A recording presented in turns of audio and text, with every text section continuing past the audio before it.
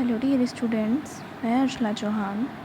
आज का मेरा लेक्चर बीएससी फर्स्ट ईयर के लिए है, जिसमें हम फर्स्ट पेपर की यूनिट 3 का एक topic relationship between the various elastic moduli पर बात करेंगे। इस टॉपिक में हमें 4 तरह की इक्वेशन प्रूफ करनी होती है, जिसमें से आज इस लेक्चर में हम first equation y is equal to 3k1 - 2 sigma proof करेंगे। यहाँ पर ये इक्वेशन y, k और सिग्मा में रिलेशनशिप बताती है, जहाँ पर y is equal to Young modulus, k is equal to bulk modulus and sigma is equal to Poisson ratio. Then consider a cube ABCDEFGH, each side of length L as shown in figure. A uniform force F is applied on each of the 6 faces of cube, normal to the face in outward directions. हमने एक cube लिया है जिसमें हम पूरे 6 face पे एक force apply कर रहे हैं, जो फोर्स बाहर की तरफ अप्लाई होता है, जिस वजह से let the increase in length per unit original length in the direction of force due to a unit stress alpha and decrease in length per unit original length in direction perpendicular to the force due to a unit stress be beta। मतलब जिस direction में हम force apply कर रहे हैं उस direction में length increase होती है, और जब लेंथ इंक्रीज़ होती है तो सपोज़ वो जो स्ट्रेस बनता है वो अल्फ़ा होता है, एंड जब एक एक्सिस में लेंथ इंक्रीज़ होती है तो दो अलग एक्सिस में लेंथ डिक्रीज़ होती है, जिसके लिए स्ट्रेस होगा beta. So due to the force F along X axis, जब हम एक्स एक्सिस के अलॉन्ग फोर्स अप्लाई करते हैं तो उस कंडीशन में जो स्ट्रेस होता है वो अल्फ़ा की कंडीशन में होगा, और स्ट्रेस इज़ इक्वल टू होता है फोर्स अपॉन एरिया, जहाँ पे एरिया यदि हम देखें तो हमारे पास लेंथ स्मॉल एल है, इसलिए हमारा स्ट्रेस इज़ इक्वल टू हो जाएगा F upon L square. And जब एक्स एक्सिस में stress F upon L square है, तो यदि हम देखें यहाँ पे एक्सटेंशन कितना हुआ है, तो वो हो जाएगा stress into original length into stress length. So हो जाएगा एल अल्फ़ा, यहाँ से एल से एल कैंसिल, तो हमारे पास कंडीशन हो जाएगी F alpha upon L. And यहाँ पे जब एक्सटेंशन इतना हुआ है तो कंट्रैक्शन कितना होगा, तो उसके लिए हो जाएगा कंट्रैक्शन होगा, अगर एक्स एक्सिस में एक्सटेंशन हुआ है तो कंट्रैक्शन होगा वाई और जेड एक्सिस में। सो वो हो जाएगा stress into original length into stress is beta. So L से एल कैंसिल हो जाएगा एफ बीटा अपॉन एल। ये कंडीशन हमने एक्सिस के लिए देखी, as it is condition Y axis के लिए होगी और जेड एक्सिस के लिए भी होगी। जब हम वाई एक्सिस की बात करेंगे तो उस कंडीशन में एक्सटेंशन होगा वाई एक्सिस में और कंट्रैक्शन होगा एक्स एंड जेड एक्सिस में, और कंडीशन दोनों के लिए सेम होगी, क्योंकि सभी जगह पे लेंथ सेम है, सभी जगह पे फोर्स सेम अप्लाई हो रहा है, और सभी जगह पे स्ट्रेस और अल्फ़ा और बीटा कंडीशन में। एंड सिमिलरली जब हम z एक्सिस के लिए निकालेंगे तो z एक्सिस में एक्सटेंशन होगा दिस एंड कंट्रैक्शन होगा x एंड y एक्सिस में दिस। सो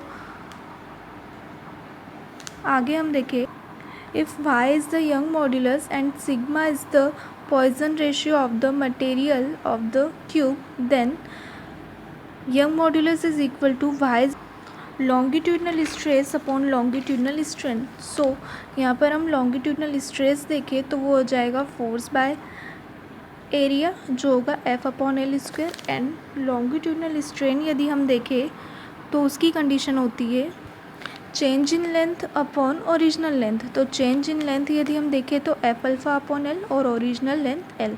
देन इसको जब हम पूरा सॉल्व करेंगे, एल से एल कैंसिल, एफ से एफ कैंसिल, तो हमारे पास कंडीशन हो जाएगी Y is equal to 1 upon alpha.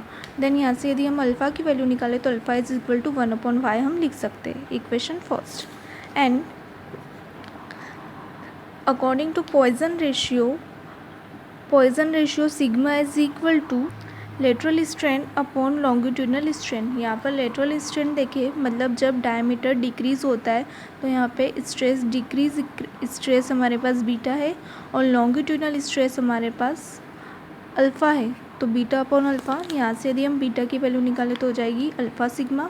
Then equation first से अल्फ़ा की वैल्यू हम यहाँ पे सब्सटीट्यूट करेंगे तो बीटा इज इक्वल टू हो जाएगा sigma upon pi. So equation first और सेकंड से हमारे पास अल्फ़ा और बीटा की वैल्यूज़ आ गई है।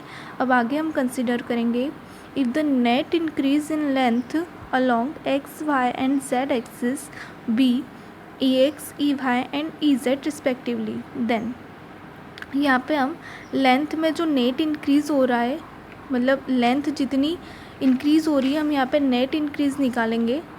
सो वो कंडीशन हमने सपोज़ की है कि ई एक्स के लिए ई एक्स है, वाई डायरेक्शन के लिए ई वाई है और जेड डायरेक्शन या जेड एक्सिस के लिए ई जेड है।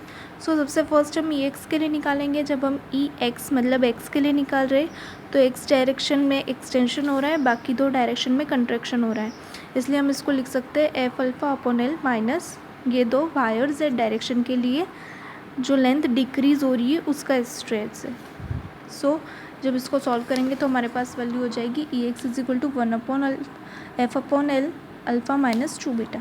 देन जब हम वाई डायरेक्शन के लिए निकालेंगे वाई एक्सिस के लिए तो E Y is equal to लिख सकते हैं एक्स डायरेक्शन में उस कंडीशन में कंस्टेंट होगा, मतलब ई वाई कंडीशन में एक्स डायरेक्शन में कॉन्ट्रैक्ट होगी और वाई डायरेक्शन में वो एक्सटेंड होगी एंड जेड डायरेक्शन में फिर से वो कॉन्ट्रैक्ट होगी। So E Y is equal to हम लिख सकते हैं दिस। एंड अगेन सिमिलरली हम ई जेड के लिए जब निकालेंगे तो एक्स और वाई डायरेक्शन में कॉन्ट्रैक्ट होगा और जेड डायरेक्शन में एक्सटेंशन होगा। सो इस कंडीशन को हम लिख सकते हैं ये। अब यदि हम यहाँ पर देखें तो ई एक्स ई वाई और ई जेड की वैल्यू सभी की सेम है, इसलिए हम यहाँ पे सपोज कर सकते हैं E X is equal to E Y is equal to E Z is equal to E flat.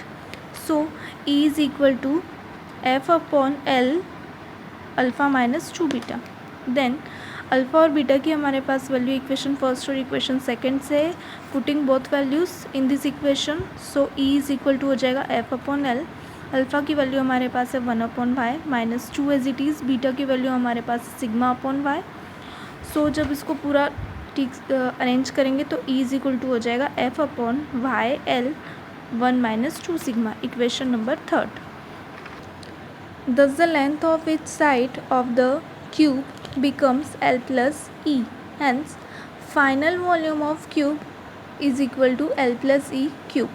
हमारी ओरिजिनल लेंथ क्यूब की स्मॉल एल थी एंड हमने अभी इससे पहले कंसिडर किया था कि X Y and Z direction में वो ई एक्स ई वाई और ई जेड इंक्रीज़ होता है, देन उसको लास्ट में हमने ई कंसिडर किया। सो फाइनल वॉल्यूम अगर अब हम क्यूब का देखें तो वो एल से एल प्लस ई हो गया है। इस कंडीशन में एल प्लस ई का होल क्यूब, देन इसको पूरा होल क्यूब सॉल्व करेंगे हमारे पास वैल्यू आ जाएगी ये। So E is a small quantity, therefore the term 3e square L and E cube is negligible. मतलब हमारे पास जो लेंथ इंक्रीज़ हो रही है वो बहुत ही स्मॉल क्वांटिटी में, इसलिए उस टर्म को हम नेग्लिजिबल कर सकते हैं। सो हमारे पास फाइनल वॉल्यूम यदि हम देखें तो ये टर्म और ये टर्म हट जाएगी, हमारे पास फाइनल वॉल्यूम ऑफ क्यूब हो जाएगा L cube plus 3e_l square. So अब हमारे पास फाइनल वॉल्यूम आ गया है, हमारे पास इनिशियल वॉल्यूम भी है। सो हम यहाँ पे change in volume of cube निकाल सकते हैं जो हो जाएगा final volume minus initial volume.